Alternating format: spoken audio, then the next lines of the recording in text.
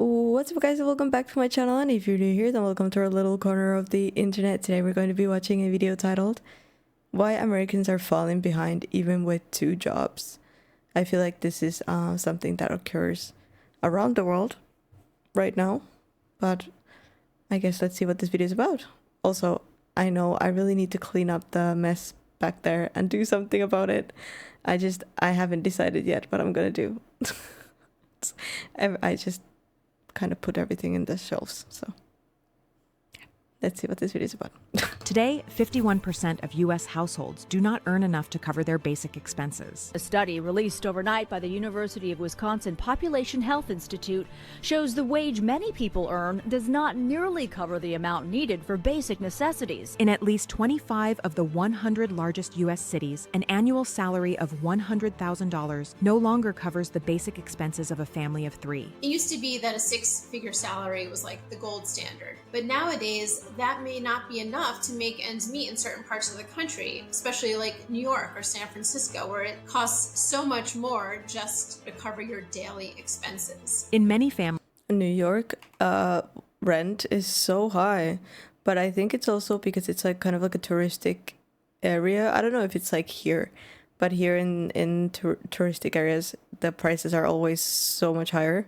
It costs so much more just to cover your daily expenses. In many families, childcare represents a substantial portion of housing expenses, putting strong pressure on the household budget. In 2023, 67% of parents reported spending at least 20% of their annual income on childcare, while 89% said they spent 10% or more of their household income on childcare. 4 out of 10 Americans cannot pay an emergency expense without going into debt. 63% of workers say they wouldn't be able to cover a $500 emergency expense. Most people don't have $1,000 in the bank. Most people cannot handle a tire blowout, or they're going to put it on credit. Additionally, 60% of Americans believe that a family of 4 needs significantly high income just to cover basic expenses and stay afloat. The new Gallup poll found Americans think the average family of 4 needs a minimum income of $85,000 a year, which is up almost 50% from 10 years ago. Taken together, these data reveal a single reality. Work no longer guarantees stability, and a single income barely suffices to sustain middle-class life.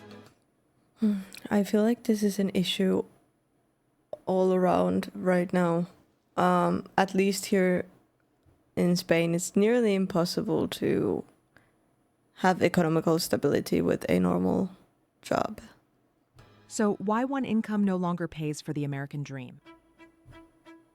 For much of the 20th century, especially between 1940 and 1970, many U.S. families were able to live on a single middle-class income. It was common for a full-time worker to cover housing, education, healthcare, and retirement savings.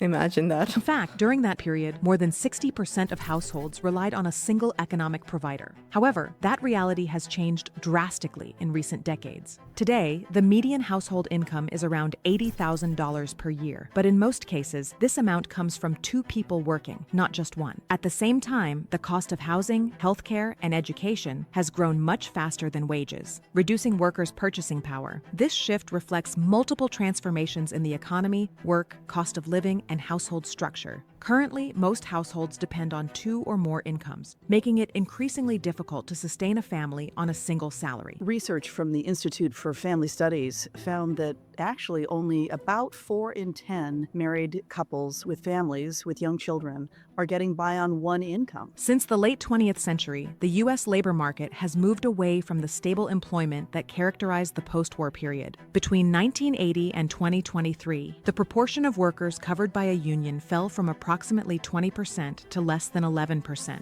reducing collective bargaining power and access to benefits. At the same time, nearly 1 in 3... Yeah, I don't know how nowadays people expect someone to maintain them as well, because it's nearly impossible if you don't work like 3 jobs. I mean, I guess there are still places where you can, but private sector workers has no access to an employer-sponsored retirement plan, compared with majority coverage in previous decades. In 2024, more than 26 million Americans worked as independent contractors, temporary employees, or in contingent arrangements, many without health insurance, paid vacation, or unemployment protection. This structural shift has transformed long-term employment into a more fragile relationship, where even full-time work no longer guarantees economic stability. The skyrocketing cost of living has left millions of people working at full-time jobs or a number of part-time jobs still unable to afford a place to live. While wages grew slowly, key costs to sustain a household increased at a much faster rate. Since 2000, the average cost of family health insurance in the U.S. has increased by more than 300%, far outpacing the growth of median household income. I feel like everything's gotten way more expensive. Like when we watch history videos and they talk about the cost of, even land, it's crazy how much it's gone up since. I'm guessing the wages too and, money in general, but still. Same period, the real price of housing rose nearly 120%, driven by a structural shortage estimated at more than 5 million housing units. Tuition at four-year public universities grew more than 175% since the 1980s, even after adjusting for inflation. These increases in essential goods have reduced household margins, making a single income insufficient even for high-earning households. College financial expert I spoke with says a challenge families could be facing due to high inflation is having less money to support their students. Families may have tried to do their best to budget 6 months to a year ago, but now because everyone is paying more, money is tight. Childcare has become one of the most difficult expenses for U.S. families to absorb. In more than 30 states, the average annual cost of childcare for a single child exceeds $10,000, a figure comparable to the annual payment of modest mortgage. Wow, that is expensive.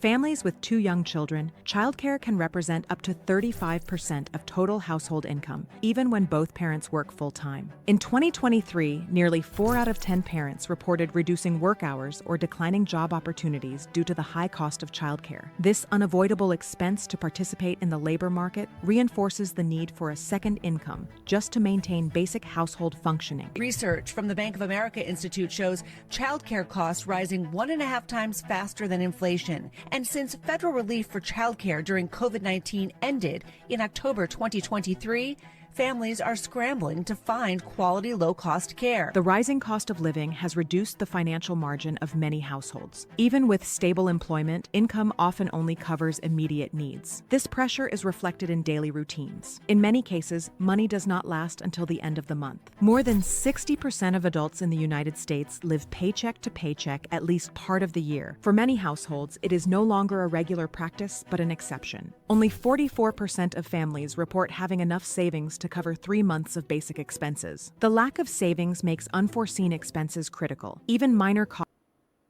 This makes me sad. I mean, like I've said in a video before, I've never been, before YouTube, I had to be very, very, very careful, for example, grocery shopping, to not exceed my budget. But it's sad. It's sad, especially for families with children to, struggle to get to the end of the month and feed their children and feed themselves and have housing and, have everything. It's, I don't know. Of basic expense. I don't know what to say, guys. I don't know what to say.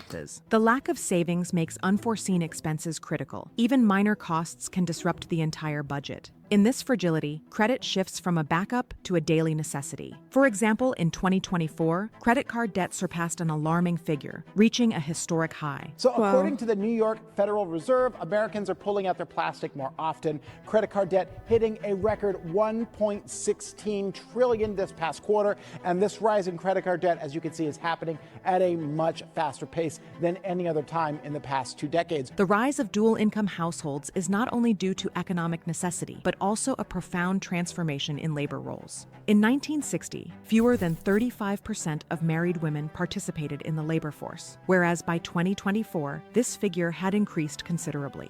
Among households in the top income quintile. But also it became kind of like a trend for women to work more as well in the 20th century, or maybe before, I don't know. more than 65% have 2 working adults, indicating that dual incomes have become the norm even among wealthier sectors. Additionally, women today represent nearly half of the total labor force, compared with less than 38% in previous decades. This change expanded opportunities and autonomy, but it coincided with an economy where individual wages are no longer sufficient to sustain the middle-class standard of living. According to new data from the Labor Department, women are overtaking men on American payrolls. Last month, women held just over 50% of jobs, surpassing men by 109,000. Experts say the development likely reflects the future of the American workplace. The last time there were more women than men on U.S.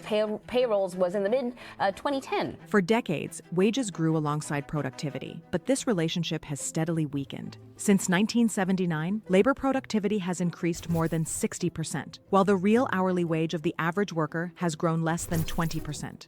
Inflation-adjusted median household income has barely doubled over 50 years, while essential costs have risen several times more. In 2024, more than 45% of workers reported that their wages do not keep up with the cost of living, even after nominal increases. This disconnect explains why working more no longer automatically translates into greater economic security. Wages in the U.S. are now lagging behind inflation, according to a new bank rate report.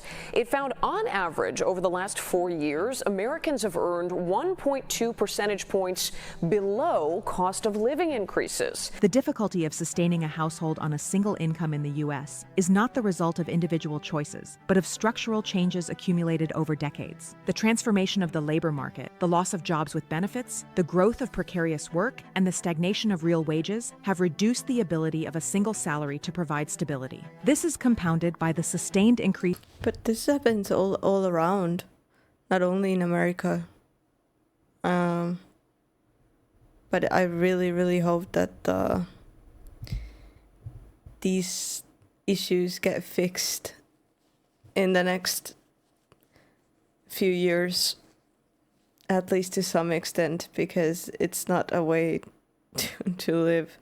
In costs that define middle-class life: housing, healthcare, education, and childcare, which today consume an increasingly larger share of household income. Dual incomes have shifted from being optional to a necessary condition to maintain basic household functioning. Thus, the problem is not that families have stopped believing in the American dream, but that the dream has changed in price, and in today's economy, a single income no longer pays for it.